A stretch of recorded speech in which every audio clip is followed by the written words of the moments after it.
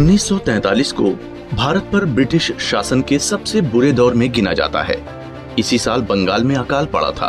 अनुमान है कि इसमें 20 से 30 लाख पुरुष, महिलाएं और बच्चे भूख व बीमारी से मारे गए। ये एक औपनिवेशिक शासन की क्रूरता का परिणाम था और इस शासन का एकमात्र उद्देश्य था भारत का आर्थिक शोषण करना।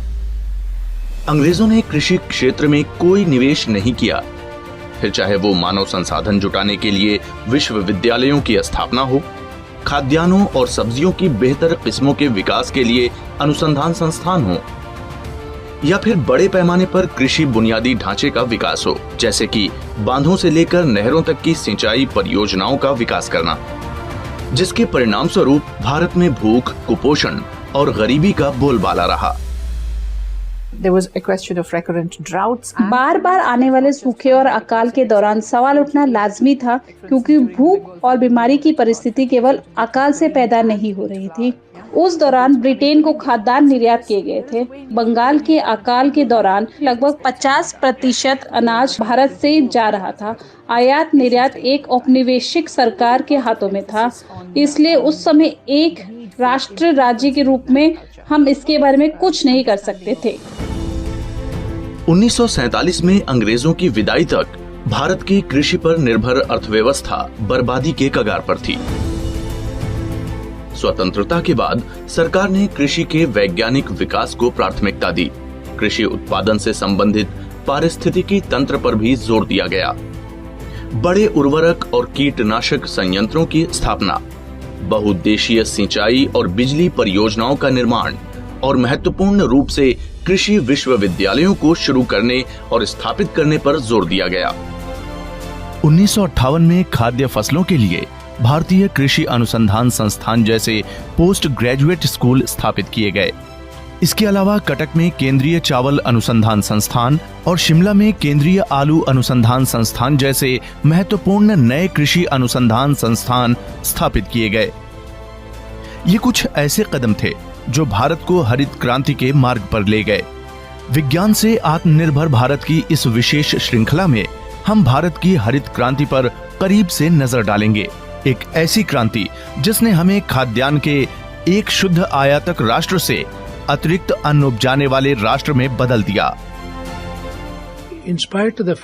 बावजूद इस तथ्य के कि हम 1950 के दशक के उत्तरार्ध में उर्वरकों को अपना सकते थे और ज्यादा सिंचाई कर सकते थे, हमारी तत्कालीन खेती की किस्मों जैसे कि गेहूं, चावल और अन्य फसलों ने मिट्टी की अच्छी उर्वरता या सिंचाई के प्रति प्रतिक्रिया नहीं दी। ऐसा इसलिए है क्योंकि उस समय के पौधों में एक प्रकार की विशेषता थी जिसने अधिक पोषक तत्व दिए जाने पर भी उन्हें स्वीकार नहीं किया। यहीं पर नोरा और ड्वार्फ जैसे नए जीनों का विकास हुआ। देखिए भारत की इस कृषि परिवर्तन यात्रा की दिलचस्प कहानी केवल इंडिया साइंस पर।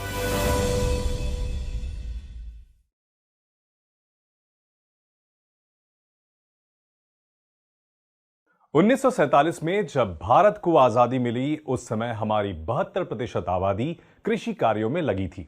इसलिए भारत सरकार के लिए कृषि क्षेत्र पर ध्यान केंद्रित करना जरूरी था ताकि आर्थिक स्थिति में सुधार लाया जा सके और अत्यधिक गरीबी, भूख और कुपोषण के संकट को दूर किया जा सके।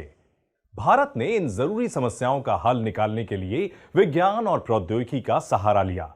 इसमें अनुसंधान और शैक्षणिक संस्थानों जैसे कृषि बुनियादी ढांचे का विकास करना, बीजों की आपूर्ति को बढ़ाना, किसान को कर्ज देना, उर्वरक और कीटनाशक आदि उपलब्ध कराना शामिल था।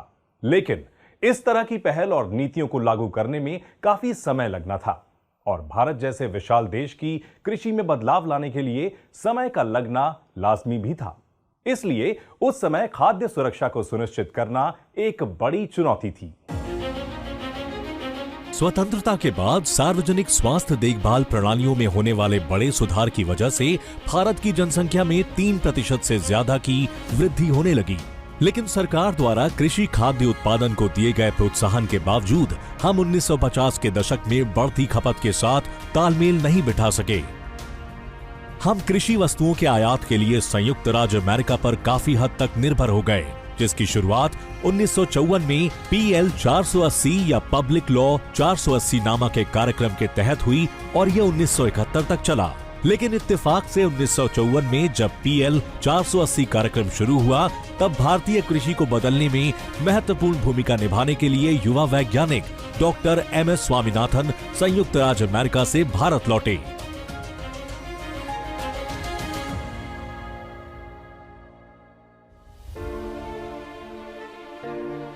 फिलहाल डॉक्टर स्वामीनाथन 96 साल के हैं। उन्होंने 1947 में एक कृषि वैज्ञानिक के रूप में अपना करियर शुरू किया। इसी साल भारत को स्वतंत्रता मिली थी। उन्होंने आनुवांशिकी और पौधों के प्रजनन के अध्ययन में पोस्ट ग्रेजुएट छात्र के रूप में नई दिल्ली के IARI यानी भारतीय कृषि अनुसंधान संस्थान पूसा में दाखिला लिया। यूनेस्को से मिली एक फेलोशिप के साथ उन्होंने नीदरलैंड में अपना शोध जारी रखा और 1952 में कैम्ब्रिज विश्वविद्यालय से PhD यानी डॉक्टर ऑफ फिलॉसफी की डिग्री हासिल की। इसके बाद वे संयुक्त राज्य अमेरिका के कृषि विभाग के आलू अनुसंधान केंद्र की स्थापना में मदद करने के लिए विस्कॉन्सिन विश्वविद्यालय चले गए। डॉक्टर स्वामीनाथन एक सच्चे देशभक्त थे, इसलिए कृषि उत्पादन में सुधार लाने और नवीनतम वैज्ञानिक तकनीकों का लाभ उठाकर भारत की खाद्य सुरक्षा में योगदान देने के दृढ़ संकल्प के साथ 1954 में वे भारत लौटे। यही वो समय था जब भारत सरकार भारत कृषि उत्पादन में बड़े स्तर पर वृद्धि के तरीके खोजने पर काम कर रही थी। 1950 के दशक में कृषि रणनीति कृषि बुनियादी ढांचे को बढ़ाने पर आधारित थी, जिसमें गहन सिंचाई और खासकर किसानों के लिए गेहूं और चावल के लिए रासायनिक उर्वरक और कीटनाशक उपलब्ध कराना शामिल था। लेकिन कृषि वैज्ञानिकों को इसके उचित परिणाम नहीं मिल रहे थे। In spite of the fact that we could apply fertilizer, बावजूद इस तथ्य के कि हम 1950 के दशक के उत्तरार्ध में उर्वरकों को अपना सकते थे और ज्यादा सिंचाई कर सकते थे, हमारी तत्कालीन खेती की किस्मों जैसे कि गेहूं, चावल और अन्य फसलों ने मिट्टी की अच्छी उर्वरता या सिंचाई के प्रति प्रतिक्रिया नहीं दी। ऐसा इसलिए है क्योंकि उस समय पौधों में एक प्रकार की विशेषता थी जिसने अधिक पोषक तत्व दिए जाने पर भी उन्हें स्वीकार नहीं किया। यहीं पर नोरा और ड्वार्फिंग जैसे नए जीनों का विकास हुआ। मैंने 1960 के दशक की शुरुआत में नॉर्मन बोरलॉग को पत्र लिखकर उनसे अनुरोध किया था कि वे दोनों नई बौनी किस्मों की कुछ सामग्री भेजें और भारत का दौरा करें। उन्होंने मैक्सिको में जारी की गई 4 किस्मों के बीज भी बड़ी मात्रा में भेजे, जो कि नॉर्मा रोहो 64A, सोनोरा 63, सोनोरा 64 और मियो 64 थे। हमने बीजों के यहाँ आने के तुरंत बाद उन्हें कई भागों में विभाजित कर दिया और उन्हें अलग अलग जगह परीक्षण के लिए लुधियाना, कानपुर, पंतनगर, पूसा, इंदौर और दिल्ली भेजा। इन सभी किस्मों ने समान रूप से दिखाया कि नई बौनी किस्में पहले की लंबी वाली किस्मों के मुकाबले 3 से 4 गुना उपज देने में सक्षम हैं। 3 to 4 times more than the earlier tall varieties. Doctor Norman E Borlaug एक अमेरिकी माइक्रोबायोलॉजिस्ट थे। उन्होंने मेक्सिको में सहकारी गेहूं अनुसंधान और उत्पादन कार्यक्रम में एक आनुवांशिकीविद और पादप रोग विज्ञानी के रूप में काम करना शुरू किया। उनके काम में कृषि से जुड़े क्षेत्रों में आनुवांशिकी और पादप प्रजनन से जुड़े वैज्ञानिक अनुसंधान शामिल थे। 20 वर्षों के व्यापक शोध और प्रयोग के बाद डॉक्टर बोरलॉग और उनकी टीम उच्च उपज देने वाली रोग प्रतिरोधी गेहूं की किस्मों को तैयार करने में सफल रही, जिसके परिणाम स्वरूप भारत और दुनिया के अन्य हिस्सों में हरित क्रांति की शुरुआत हुई। कृषि मंत्रालय के सलाहकार के रूप में डॉक्टर स्वामीनाथन ने 1960 के दशक की शुरुआत में डॉक्टर बोरलॉग को भारत आने का निमंत्रण दिया। उस समय डॉक्टर बोरलॉग गेहूं के पौधों पर अपने शोध को आजमा रहे थे। डॉक्टर बोरलॉग के सहयोग और भारत सरकार तथा कृषि संस्थानों की सहायता से डॉक्टर स्वामीनाथन ने भारत में कृषि क्रांति की शुरुआत की। दोनों वैज्ञानिकों ने कंधे से कंधा मिलाकर गेहूं की ज्यादा पैदावार देने वाली ऐसी किस्मों का विकास किया जो फसलों के बढ़े हुए बायोमास को सहारा देने के लिए मजबूत डंठल वाली हों। So these in 61 1961 में इंटरनेशनल व्हीट रस्ट नर्सरी, जिसे USDA से हासिल किया गया था, इसे भारतीय कृषि अनुसंधान संस्थान पूसा के इस परिसर में लाया गया था, जिसे हरित क्रांति की स्थली के रूप में जाना जाता है। उन लाइन की स्क्रीनिंग करते समय रस्ट रिएक्शन का परीक्षण करना था, जिसमें तकरीबन 200 लाइन थी। उनमें रस्ट रिएक्शन एक बीमारी है, इसे फंजाई कहते हैं। यहाँ के हमारे वैज्ञानिक उन लाइन की पहचान करने में सक्षम थे जो बहुत बोनी थीं। इसलिए उन्होंने उत्पादकता बढ़ाने के संदर्भ में इन बोनी लाइन की क्षमता की पहचान की और यूएसडीए से उनकी उत्पत्ति के बारे में जानने के लिए अनुरोध किया गया था। तब यह पता चला कि यह मूल रूप से डॉक्टर बोरलॉग के कार्यक्रम के तहत लाई गई थी। डॉक्टर बोरलॉग को आमंत्रित किया गया था। वो आए और उन्होंने देखा और उन्हें बहुत खुशी भी हुई। इसके बाद 3 वैज्ञानिकों की एक टीम, जिसमें डॉक्टर MS सिक्का और डॉक्टर SP कोहली और एक पादप रोग वैज्ञानिक, इन लाइन को देखने के लिए 1965-1966 एक समिट में यह देखने गए थे कि इन किस्मों के बीज कैसे यहाँ लाए जा सकते हैं। आखिरकार 1966 और 1967 में 18,000 टन बीज आयात किए गए, जिसमें लार्मा, रोजो, सुंदरा 64 आदि किस्में शामिल थीं। इन्हें लगभग 4 लाख हेक्टेयर क्षेत्र में 1966-1967 में फसल के मौसम में उगाया गया और यह फसल 1968 में तैयार हुई, क्योंकि इसका उपयोग बीजों को बढ़ाने के लिए किया गया था। इसलिए 1968 में हमने लगभग 1,80,00,000 टन गेहूं का उत्पादन किया। पहले ये 1,20,00,000 टन होता था। इसलिए कुल गेहूं उत्पादन में लगभग 60 लाख टन की वृद्धि हुई और हम लगभग 1 करोड़ टन आयात कर रहे थे, जिसकी भरपाई 60 लाख टन द्वारा की गई। बढ़ी हुई उत्पादकता और इस चरण को विलियम गॉड द्वारा हरित क्रांति के रूप में वर्णित किया गया था। million tons in total wheat production, and we were importing about 10 million tons. Of that, 6 million ton was compensated by increased productivity, and this phase was described as green revolution by William S. Gowd. American गेहूं की किस्मों का पहली बार गोविंद बल्लभ पंत कृषि एवं प्रौद्योगिक विश्वविद्यालय में परीक्षण किया गया। स्थानीय रूप से अनुकूलनशील चयन, जैसे कि पंतनगर कल्याण सूना और अन्य उन्नत किस्मों को खेती करने के लिए किसानों को दिया गया। विश्वविद्यालय ने अपनी 16,000 एकड़ जमीन का उपयोग उस समय के सबसे बड़े बीज उत्पादन कार्यक्रमों के तहत, जिनमें पंतनगर सीड्स ब्रांड नाम का उपयोग किया गया, जो उस समय ग्रामीण भारत के घर घर में पहचाना जाने लगा। विश्वविद्यालय के योगदान को खुद नॉर्मन बोरलॉग ने मान्यता दी। उन्होंने पंतनगर को हरित क्रांति का अग्रदूत बताया। दुनिया भर में नॉर्मन अर्नेस्ट बोरलॉग की पहल ने कृषि उत्पादन में व्यापक वृद्धि में योगदान दिया और इसे ही हम हरित क्रांति के रूप में जानते हैं। इसी चीज को लेकर पौध प्रजनन विज्ञान पर एक पूरी शोध रणनीति बनाई गई, जिसे रक्षात्मक अनुसंधान पादप रोग विज्ञान कहा जाता है। जी हाँ, इसी से नॉर्मन बोरलॉग जुड़ी हुई है। हम उन्हें एक पौध प्रजनक के रूप में पहचानते हैं, लेकिन वह एक रोग वैज्ञानिक थे। लेकिन उनका शोध रक्षात्मक अनुसंधान के इस एजेंडे को आगे बढ़ाने में मदद करता है। इनकी प्रतिरक्षा या कुछ निश्चित चीजों का प्रतिरोध या तनाव झेलने की क्षमता भी परिस्थितियों के प्रकार पर निर्भर करती है। लेकिन जब नौरा जैसी उन्नत किस्म का इजाद करना हो तो शोध की रणनीति थोड़ी आक्रामक बन जाती है।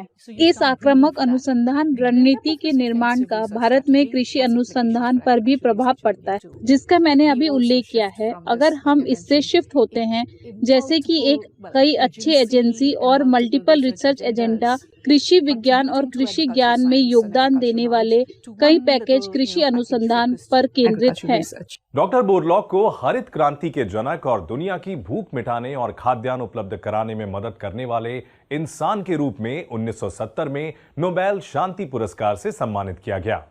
डॉक्टर स्वामीनाथन ने भारत के कुछ प्रमुख संस्थानों, जैसे कि National Bureau of Plant Animal and Fish Genetic Resources of India और International Plant Genetic Resources Institute की स्थापना की।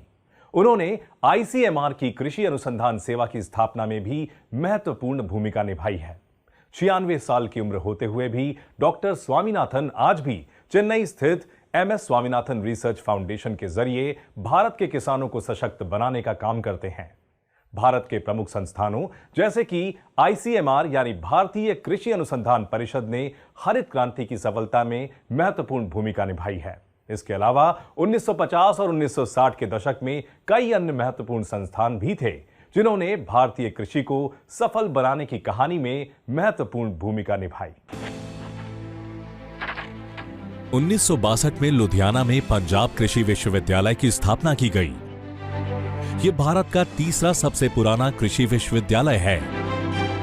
पंजाब कृषि विश्वविद्यालय ने ICAR के अन्य शोध संस्थानों जैसे कि IARI के साथ मिलकर उत्तर भारत के अधिकांश हिस्सों, विशेष रूप से पंजाब क्षेत्र में हरित क्रांति लाने में महत्वपूर्ण भूमिका निभाई। पंजाब 1.53% भौगोलिक क्षेत्र के साथ केंद्रीय खाद्यान्न भंडार में लगभग 60% गेहूं और 45% चावल का योगदान देता है। ऐसा PAU में अग्रणी अनुसंधान की वजह से संभव हो पाया है। इस विश्वविद्यालय ने मोती बाजरे के रूप में दुनिया का पहला संकर अनाज भी उपजाया था। फिलहाल इस राज्य में गेहूं के तहत लगभग 95% क्षेत्र और चावल के तहत 60% क्षेत्र PAU द्वारा सिफारिश उन्नत किस्में उपजाता है। PAU की किस्में देश के कई अन्य राज्यों में भी लोकप्रिय हैं। कुछ लोग इसे हरित क्रांति की जननी भी कहते हैं। विश्वविद्यालय में अब 4 संगठक कॉलेज हैं, जिनमें कृषि कॉलेज, कृषि इंजीनियरिंग और प्रौद्योगिकी कॉलेज, कृषि विज्ञान कॉलेज तथा मूलभूत विज्ञान और मानविकी कॉलेज शामिल हैं। ठीक इसी तरह अन्य प्रमुख संस्थान देश में कृषि अनुसंधान और शिक्षण पर जोर देने के लिए स्थापित किए गए थे। उदाहरण के लिए 1946 में उड़ीसा के कटक में राष्ट्रीय चावल अनुसंधान संस्थान की स्थापना की गई थी। इसके बाद 1966 में संस्थान का प्रशासनिक नियंत्रण ICAR यानी भारतीय कृषि अनुसंधान परिषद को स्थानांतरित कर दिया गया। तब से ये लगातार देश में चावल की किस्मों के विकास और सुधार के अत्याधुनिक अनुसंधान में लगा हुआ है।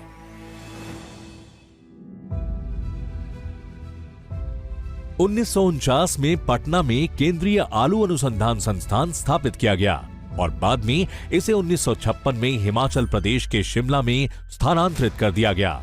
इस संस्थान की स्थापना के पीछे का उद्देश्य आलू के प्रजनन में संकरण कार्य को सुविधाजनक बनाना और आलू के बीजों के स्वास्थ्य को बरकरार रखना था। अब तक इस संस्थान ने आलू की कुल 50 उच्च उपज देने वाली किस्में तैयार की हैं, जिनमें ऐसे गुण हैं जिनकी वजह से कृषि की विविध जलवायु परिस्थितियों में भी इसकी खेती की जा सकती है। We're talking about the 1950s where, well, like I mentioned, the first and second plans. हम 1950 के दशक के बारे में बात कर रहे हैं, जहां मैंने पहली और दूसरी योजनाओं का उल्लेख किया है। इसमें बुनियादी ढांचे के विकास पर बड़े पैमाने पर निवेश किया गया था, लेकिन साइंस को लेकर चावल और गेहूं पर विशेष रूप से ध्यान केंद्रित नहीं किया गया था। खाद्य फसलों को महत्व दिया गया था, लेकिन भारत में बहुत सी अन्य प्रमुख खाद्य फसलों में भी अभी भी बहुत विविधता है। कटहल रॉ स्टेपल फूड है, टेपियोका भी एक रॉ स्टेपल फूड है। मेरा मतलब है कि एक स्टेपल भोजन के रूप में स्टार्च को महत्व दिया गया और उन पर शोध भी किया गया। खाद्य फसलों में कोई शोध केवल चावल और गेहूं पर ही नहीं हुए, बल्कि सूखी भूमि वाली खाद्य फसलों पर भी ध्यान केंद्रित किया गया। मक्के, बाजरे की तरह अब सिंचाई और संचित फसलों जैसे कि चावल और गेहूं पर केंद्र सरकार की ओर से बड़े पैमाने पर निवेश के साथ साथ सूखी भूमि में ज्वार की एक बड़ी फसल पर भी निवेश किया गया। A massive investment from the union government on irrigation and irrigated crops like rice and wheat. ऐसे ही कई संस्थाएं बाद में भी स्थापित की गईं। इनके काम के परिणाम स्वरूप 70 के दशक और उसके बाद देश में खाद्यान्न उत्पादन में काफी वृद्धि देखी गई। हर क्षेत्र में गेहूं की उपज बढ़ने से देश गेहूं उत्पादन के मामले में आत्मनिर्भर हो गया। इस समय भारत दुनिया का दूसरा सबसे बड़ा गेहूं उत्पादक देश है। भारत में हरित क्रांति की कामयाबी बढ़ी हुई जल आपूर्ति और उर्वरक जैसी चीजों के इस्तेमाल का नतीजा थी, क्योंकि ज्यादा उपज देने वाली फसलों की किस्मों को सिंचाई के लिए पूरा साल पर्याप्त पानी की जरूरत होती थी। इसलिए 1950 और 60 के दशक में बड़े बांधों, जलाशयों और भाखड़ा नंगल परियोजना से नहरों के नेटवर्क जैसे सिंचाई के बुनियादी ढांचे ने कृषि उत्पादन बढ़ाने और भारत को खाद्य उत्पादन में आत्मनिर्भर बनाने में महत्वपूर्ण भूमिका निभाई। साल भर सिंचाई के लिए पानी की उपलब्धता से हरित क्रांति को और सुदृढ़ किया गया। सिंचाई के पानी को बड़े और छोटे बांधों द्वारा और भी सुगम बनाया गया। बांध कृषि क्षेत्र के लिए एक वास्तविक वरदान साबित हुए, क्योंकि फसल की नई किस्मों को सींचने के लिए जरूरत का पानी अब पूरे साल उपलब्ध था।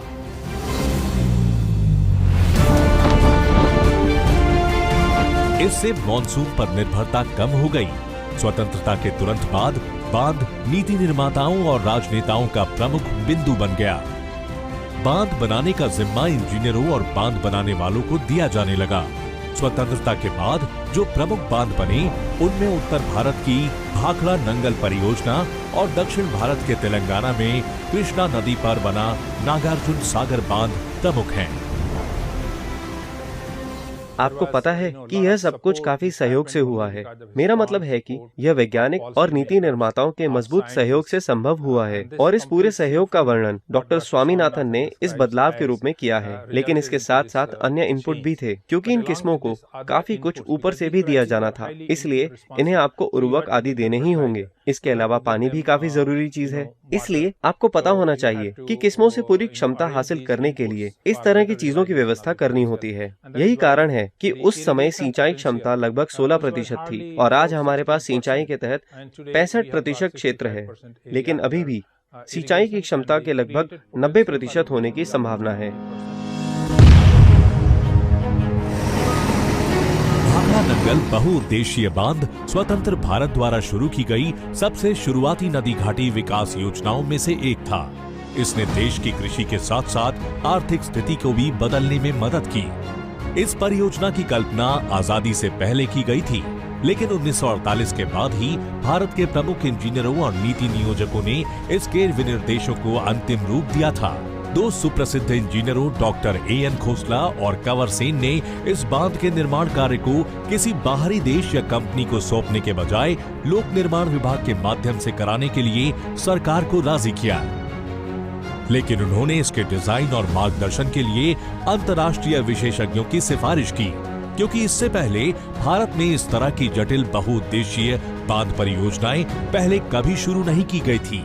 पंजाब के PWD यानी लोक निर्माण विभाग की सिंचाई शाखा और अमेरिकन इंटरनेशनल कंपनी इंक के बीच 14 नवंबर 1948 को हुए एक समझौते के तहत बांध के संशोधित डिजाइन का काम अंतर्राष्ट्रीय कंपनी इंक USA को सौंपा गया। 1951 में 207.26 मीटर या 680 फीट ऊंचे स्ट्रेट ग्रेविटी डैम के लिए एक संशोधित परियोजना रिपोर्ट तैयार की गई। भाखड़ा नंगल परियोजना ने एक बहुउद्देशीय परियोजना के रूप में आकार लेना शुरू कर दिया, जिनमें शामिल है भाखड़ा बांध और बिजली संयंत्र, नंगल बांध, Nangal hydel channel, Nangal hydel channel पर गंगवाल और कोटला पावर हाउस तथा उससे संबंधित बुनियादी ढांचे और नहरों का पूरा नेटवर्क। भाखड़ा नंगल बांध 741 फीट यानी 226 मीटर पर है और ये दुनिया के सबसे हाईएस्ट ग्रेविटी डैम में से एक है। 166 किलोमीटर का गोविंद सागर जलाशय भारत में तीसरा सबसे बड़ा जलाशय है। योजनाकारों द्वारा ये भी निर्णय लिया गया कि नहर प्रणाली को जल्द से जल्द पूरा करने के लिए फंड और कोशिशें तेज की जाएं, ताकि किसानों को पानी की 12मासी आपूर्ति जल्द से जल्द उपलब्ध हो सके। इस नीति के त्वरित कार्यान्वयन के परिणाम स्वरूप भाखड़ा नहर प्रणाली पूरी हो गई और इसने हरित क्रांति को शुरू करने में मदद की। नहरों के उद्घाटन भारत के पहले प्रधानमंत्री पंडित जवाहरलाल नेहरू ने 7 जुलाई 1954 को किया था। 8 साल बाद 22 अक्टूबर 1963 को बांध को पूरा किया गया और पंडित नेहरू ने परियोजना के पहले चरण को जनता को समर्पित किया। भाखड़ा नंगल परियोजना आजादी के बाद भारतीयों द्वारा शीघ्र निर्मित एक वास्तविक बहुउद्देशीय परियोजना के रूप में आज भी मौजूद है। ये बांध हमारी कृषि बाधाओं को दूर करने के लिए एक युवा राष्ट्र के धैर्य और दृढ़ संकल्प की सच्ची कहानी का प्रतीक है। 1947 से 1960 के दशक के अंत तक हरित क्रांति के लिए एक ऐसा मार्ग तैयार करने का दौर था जब भारत में कृषि उत्पादकता बढ़ाने के लिए आधुनिक कृषि अनुसंधानों और प्रौद्योगिकियों को अपनाया गया। इसमें ज्यादा उपज देने वाली किस्मों के बीज, नई प्रौद्योगिकियां, ट्रैक्टर जैसे मशीनी उपकरण, उन्नत सिंचाई, कीटनाशक और उर्वरकों का उपयोग करना शामिल था। इसके अलावा हरित क्रांति के दौर ने कृषि अनुसंधान और शिक्षा की उन्नति, किसानों के लिए मार्केटिंग के अवसर और उनकी उपज के लिए बेहतर मूल्य प्रदान करने वाले संस्थानों का निर्माण होते और उन्हें मजबूत बनाते हुए भी देखा। भारत के लाखों किसानों द्वारा अपनाए गए इस वैज्ञानिक आंदोलन ने महत्वपूर्ण रूप से भारत के आर्थिक मुकद्दर को बनाने और देश के खाद्य उत्पादन में एक आत्मनिर्भर राष्ट्र के रूप में बदलने के लिए विज्ञान और प्रौद्योगिकी की भूमिका को मजबूती से स्थापित किया। विज्ञान से आत्मनिर्भर भारत के इस विशेष श्रृंखला में बस इतना ही, लेकिन आत्मनिर्भरता का यह सफर जारी रहेगा।